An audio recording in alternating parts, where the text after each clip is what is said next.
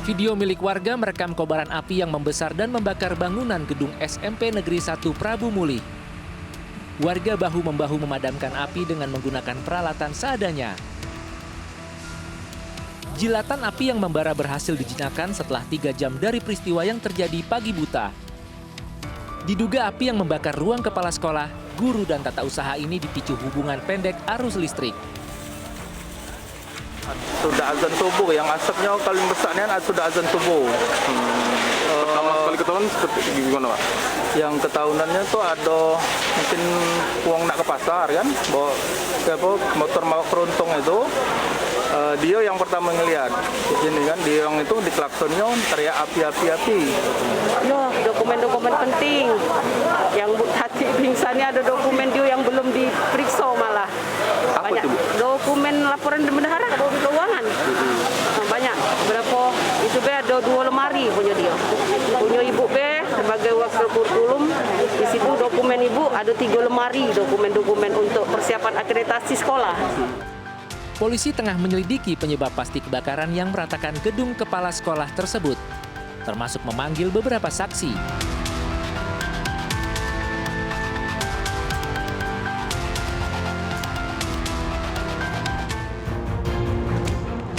Selamat malam, apa kabar pemirsa? Informasi kebakaran gedung sekolah tadi menjadi pembuka jumpa kita di iNews Prime. Kami juga akan menghadirkan nasib whistleblower pengaturan skor PSSI yang menjadi korban tabrak lari sebelum menjadi saksi di kepolisian. Saya Latif Sregar.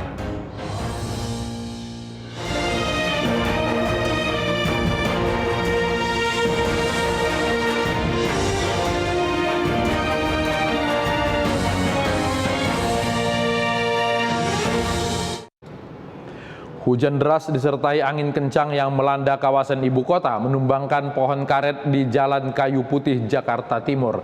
Selain itu, kawasan tersebut juga tergenang akibat buruknya drainase di sekitar proyek pembangunan LRT. Kami informasikan bahwa sore hari ini ada pohon tumbang yang terjadi di Jalan. Beginilah kondisi pohon karet yang tumbang di Jalan Pulau Mas Utara, Kelurahan Kayu Putih, Kecamatan Pulau Gadung, Jakarta Timur. Pohon berdiameter 100 cm dan tinggi 15 meter ini tumbang akibat hujan deras dan angin kencang yang melanda Jakarta pada Jumat sore. Pohon yang berusia sekitar 35 tahun ini sempat menimpa warung, bajai dan tembok Taman Ria Rio yang berada di sekitarnya. Untuk membuka kembali akses jalan dan Taman Ria Rio, petugas memotong dan membersihkan sisa pohon. Sementara itu ya tembok saja, tembok pagarnya Pulau Mas satu, jangan berdekatan dengan pohon. Terus pagar kita tiga panel di yang seberang taman kita. Hujan deras yang mengguyur Jakarta juga menyebabkan genangan setinggi 20 hingga 30 cm yang terjadi di Jalan Rasuna Said, Kuningan, Jakarta Selatan. Buruknya drainase di sekitar lokasi proyek pembangunan LRT diduga menjadi penyebab timbulnya genangan. Sementara hujan disertai angin puting beliung yang melanda Desa Puri Semanding, Jombang, Jawa Timur membuat puluhan rumah dan peternakan warga hancur. Angin juga menyebabkan warga terluka sehingga harus dirawat.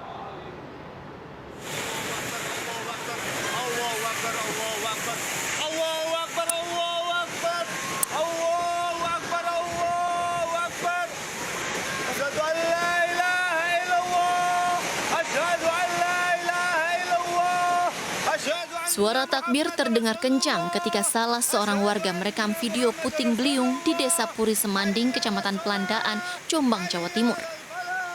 Akibat bencana itu, atap puluhan rumah warga rusak dan hilang. Kandang-kandang peternakan pun roboh total. Selain itu, 1 orang warga dilaporkan menderita luka akibat tertimpa atap rumahnya yang roboh. Korban saat ini mendapat perawatan medis di RSUD Jombang. Dari bawah ke atas berputar-putar terus, bawah itu asbes sama genteng-genteng itu. Dilaporkan total ada 24 rumah warga yang rusak. Warga berharap pemerintah membantu memperbaiki rumah yang rusak dan roboh.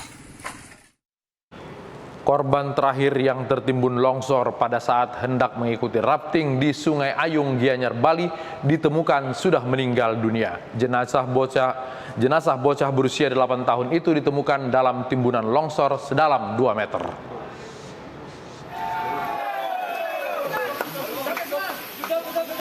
Tim BPBD Gianyar, Bali bersama dengan warga berhasil menemukan korban terakhir wisatawan yang masih tertimbun longsor saat hendak mengikuti rafting di Sungai Ayung, Gianyar, Bali. Korban ditemukan dalam kondisi meninggal dunia. Korban merupakan MS, bocah berusia 8 tahun. Jenazah ditemukan dalam timbunan tanah sedalam 2 meter dan langsung dievakuasi menuju Rumah Sakit Sanglah, Denpasar. Sebelumnya, 6 orang wisatawan hendak mengikuti rafting di Sungai Ayung. Akibat hujan dan volume air sungai besar, wisatawan memutuskan kembali ke atas. Saat ini sesuai dengan permintaan keluarga, jenazah kita geser ke Sanglah, Rumah Sakit Sanglah, ya untuk rencananya ada kremasi. Sesampainya di pertengahan jalan, lereng sungai tiba-tiba longsor dan menimpa wisatawan. 4 wisatawan selamat dan 2 lainnya meninggal. Intensitas curah hujan yang tinggi membuat banjir yang merendam Medan, Sumatera Utara belum terkendali. Sementara banjir setinggi 1,5 meter yang merendam ratusan rumah di tebing tinggi.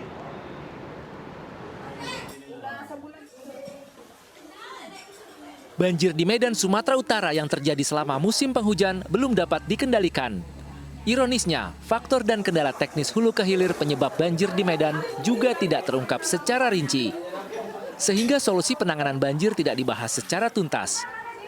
Dalam rapat evaluasi penanganan banjir, Wali Kota Medan Bobi Nasution memperkirakan ancaman banjir masih akan terjadi hingga musim penghujan awal Desember mendatang. Salah satu ancaman banjir disebabkan oleh gagal fungsi sistem drainase serta proyek nasional seperti lintasan jalan tol serta rel kereta api yang menjadi penghalang resapan air. Titiknya tadi kalau ada 1.500-an ya, 1.500 lebih titik yang hari ini existing masih menggenangi Kota Medan. Target kita bisa kita kurangi, namun tadi hasilnya masih kita evaluasi lagi, belum bisa menentukan berapa jumlah tereduksi. Dari 1.500 lebih tadi tereduksi jadi tinggal berapa tadi belum bisa disimpulkan. Sementara ratusan rumah di Kelurahan Badak Bejuang dan Bandar Utama Kota Tebing Tinggi, Sumatera Utara terendam banjir setinggi 100 hingga 150 cm. Banjir juga menggenangi sejumlah ruas jalan protokol dan memaksa pengendara ekstra hati-hati agar tidak terjebak banjir. Saat ini warga masih belum mengungsi, hanya mengamankan barang-barang ke tempat yang lebih tinggi. Banjir ini merupakan yang ke-6 kali terjadi dalam bulan ini. 15 anggota Ormas Pemuda Pancasila ditetapkan sebagai tersangka kasus pengeroyokan seorang perwira polisi. Akibat pengeroyokan itu, korban mengalami luka di sekujur tubuh yang terparah di bagian kepala.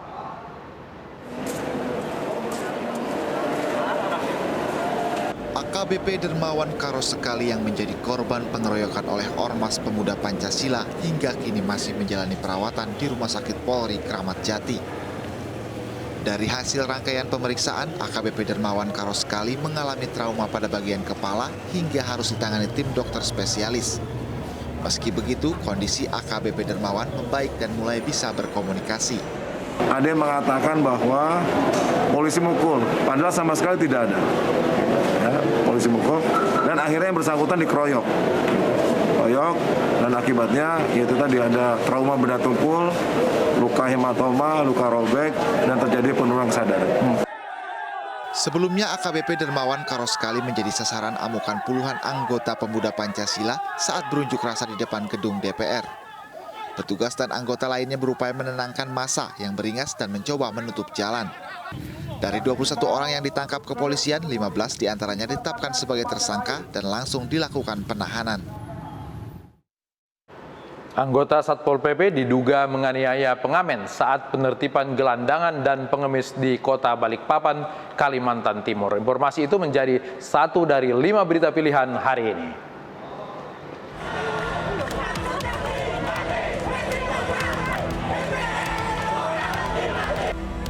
Ratusan anggota Ormas Pemuda Pancasila se-Jawa Tengah menggelar aksi demo di depan kantor DPRD Jawa Tengah.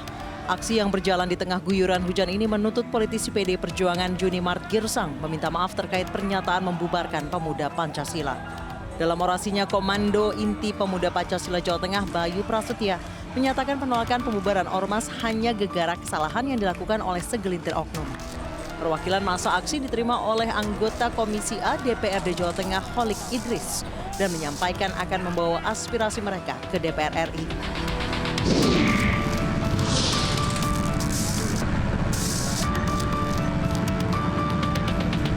Anggota Satpol PP diduga menganiaya pengamen saat penertiban gelandangan dan pengemis di Kota Balikpapan, Kalimantan Timur. Aksi yang terekam dari kamera warga ini terjadi saat arus kendaraan tengah padat. Satpol PP berdalih aksi pemukulan itu sebagai bentuk balasan karena pengamen tersebut lebih dulu memukul salah satu anggota.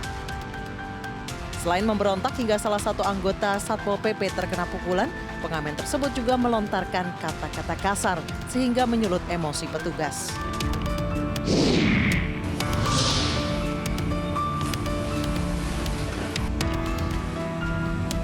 Satreskrim Polres Pringsewu Lampung kembali membekuk seorang residivis kasus penipuan. Pelaku ditangkap karena menipu korban dalam jual beli ponsel. Pelaku yang berprofesi sebagai petugas keamanan ini bertransaksi dengan menggunakan uang palsu. Untuk meyakinkan korban, pelaku mengaku sebagai anggota polisi yang berdinas di Polres Pringsewu dengan menggunakan atribut kepolisian. Polisi masih mendalami asal-usul uang palsu yang digunakan pelaku.